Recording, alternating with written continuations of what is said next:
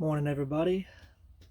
Just thought I would do a quick little, tutorial or call it a mechanic few minutes.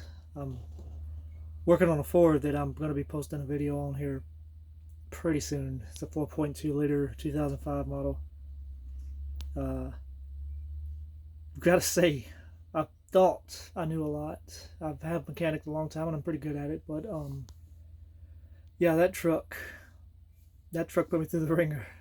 So I'm going to go over some of the stuff that I found out myself, and then I'm actually going to link a couple really good sources on there that I got information from on things I never would have thought to think on that truck to even look at.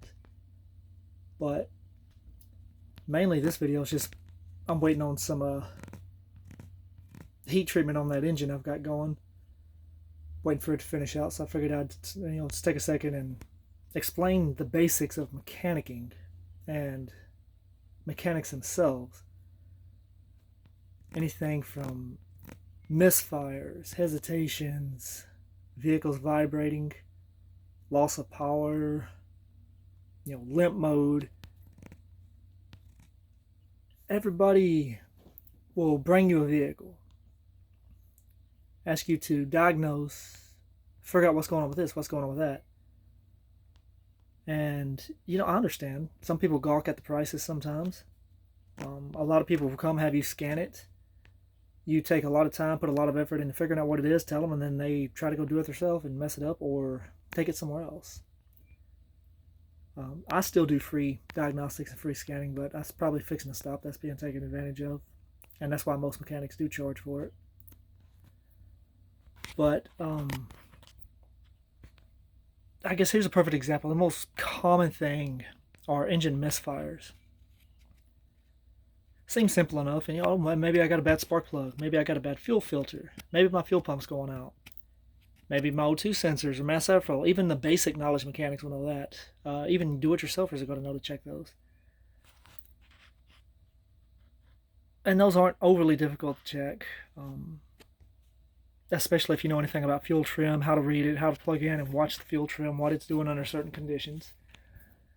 And those fuel trims are a value that's read by the computer from O2 sensor, bank 1, bank 2, left, right, it don't really matter, but they're read through the O2 sensors. That tells how much oxygen and air is in the exhaust and what the computer needs to do to compensate to keep a certain set value. These are factory or EPA set values. Ideally, you want to be as close to zero either direction you go, but most are going to fluctuate anywhere from negative 3.5 to positive 3.5. And the way this works is you add them two together, and you want to stay below 10, either direction.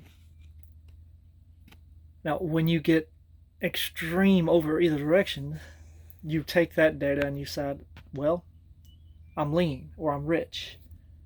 This points you in the direction of where a problem can be. Lean condition is not enough fuels get into the system. This means the computers trim the fuel.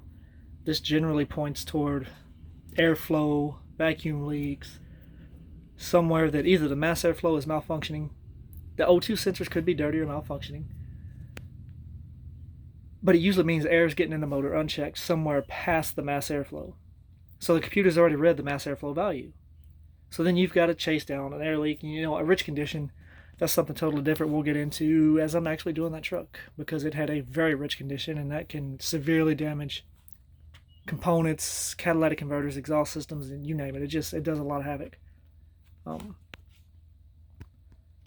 But I have to take the time to sit down, plug in, collect the data, figure out what this data is telling me. And there's so much more than fuel pump, fuel filter, spark plugs, mass airflow. I mean, you've got manifold absolute pressure. It's MAP sensor, MAP. Some vehicles have a bar roll sensor. How many people think to check the air intake temperature sensor?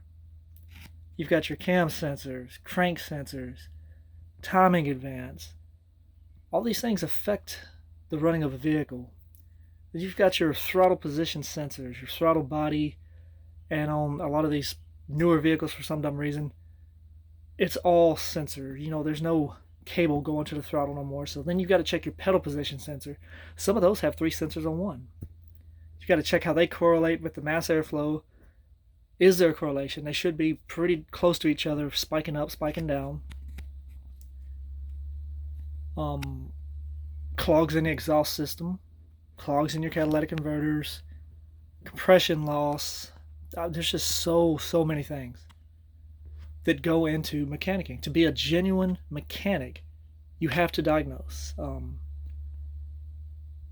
And sometimes that diagnostics process, in the end, it comes down to, well, you don't have codes, you're not getting the data you need. So then you have to start going back on experience. And sometimes that involves throwing parts at it. It can get expensive. But you can even get away from engine running, misfires, bad conditions, rough running conditions. Get to car vibrations. And I'm going to go into detail on that later too. That is a separate video that I've been putting together on suspension and tires and how all that affects your vehicle and the pulling. And you know, people will go get alignment because their vehicle's pull. It may not be your alignment. Control arms,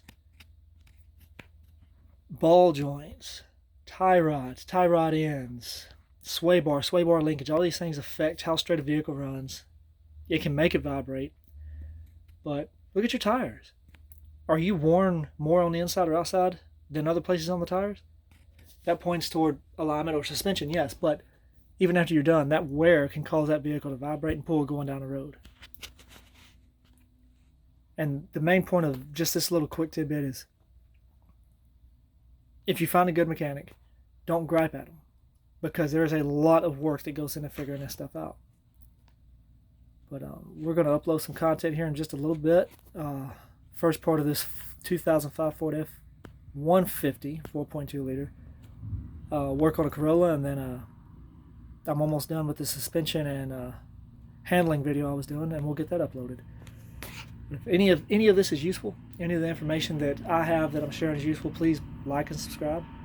It's only to help get these videos seen, and hopefully it helps somebody, because I know when I was learning younger, I would look and I would come across guys just talking, but not actually explaining anything.